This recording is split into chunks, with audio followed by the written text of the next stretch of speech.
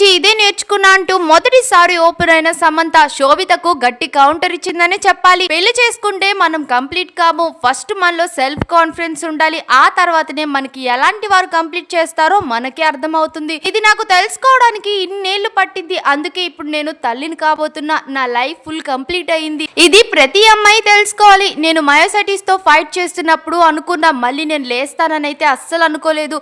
అలాంటి సమయంలో నేను ఒంటరిగా ఎలా పోరాడాలో నాకు రాజే నేర్పించారు. ఇప్పుడు మరో చిన్న బ్రేక్ తీసుకుంటున్నా, మెటర్నిటీ లీవ్ గా మళ్ళీ మీ ముందుకు నేను ఖచ్చితంగా వస్తా అంటూ అఫీషియల్ గా కన్ఫర్మ్ చేసింది సమంత. మరోవైపు నందిని రెడ్డి కూడా సపోర్ట్ చేసే హస్బెండ్ దొరకడం చాలా అదృష్టం. సమంతకు ఈ అదృష్టం దొరికింది. సమంతను ఎవరైనా పొగిడితే అతను గర్వంగా ఫీల్ అవుతారు. అలాంటి అబ్బాయిని పెళ్లి చేసుకోండి, మన సక్సెస్ ని వారి సక్సెస్ లో చూసే వారు దొరికే వరకు వెయిట్ చేయండి అని చెప్పడంతో ఇప్పటి వరకు సమంతని అభిమానించే వారు రాజ్ నిద్మోర్ ఫ్యాన్ అయిపోయారనే చెప్పాలి. అయితే సమంత అన్న వీడియోని శోభిత నాగ చైతన్య మ్యారేజ్ లో ఉన్న మాటలు ట్యాగ్ చేస్తూ వీడియోని షేర్ చేస్తున్నారు నెటిజన్లు.